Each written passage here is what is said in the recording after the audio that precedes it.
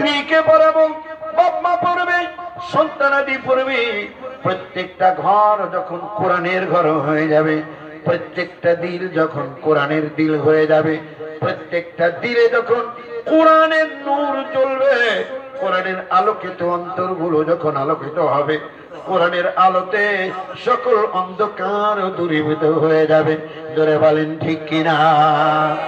আল্লাহ রাসূল সাল্লাল্লাহু আলাইহি ওয়াসাল্লামকে আল্লাহ বলেন, ও মুহাম্মদ, তোমার কোনো যোগ্যতা নাই, তোমার ব্যক্তিগত কোনো ক্ষমতা নাই, তোমার কোনো জাদুর চেরাগ তোমার কাছে নাই, তোমার যা কিছু আছে সব আমি আল্লাহ তোমাকে দিয়েছি। জোরে কোন ঠিক কিনা? আল্লাহ বলেন, ও নবী, আমি তোমার পথ সহজ করে দেওয়ার জন্য, এই সমাজের অন্ধকার গুলো দূর করে দেওয়ার জন্য, অলিতে গলিতে কোরআনের আলোতে অলিগুলোকে আলোকিত করার জন্য আমি আল্লাহ তোমার উপরে কোরআন নাজিল করলাম। আলিফ লাম রা, সূরা ইব্রাহিম। কিতাবুন আনজালনাহু ইলাইকা লিতুখরিজান নাসা মিনাজ যুলুমাতি ইলান নূর।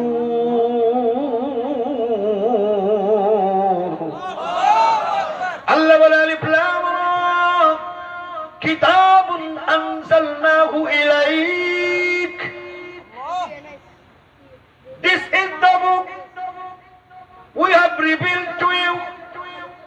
তোমার উপরে আমি যে কিতাবটি অবতীর্ণ করলাম, কি জন্য অবতীর্ণ করলাম?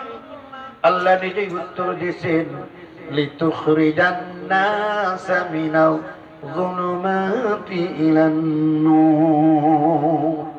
অন্ধকারাচ্ছন্ন মানুষগুলো, যারা অন্ধকারে পথ খুঁজে পাচ্ছে না, ওই অন্ধকারাচ্ছন্ন মানবগুলোকে অন্ধকার থেকে আলোতে নিয়ে আসার জন্য আমি আল্লাহ রাব্বুল আলামিন তোমার উপরে কোরআন নাজিল করেছি। বলেন সুবহানাল্লাহ। আমরা ইতিহাস জানি, হযরত ওমরের ইতিহাস মনে আছে না? দারুন নাদওয়া, দারুন নাদওয়া। ও যুবকেরা ভালো করে শোনো, দারুন নাদওয়া আবু জেহেলের সংসদ, আবু জেহেলের সংসদ জরুরি মিটিং ডাকলো। মক্কার বড় বড় নেতৃস্থানীয় লোকজন সব ওই অধিবেশনে অংশগ্রহণ করলো।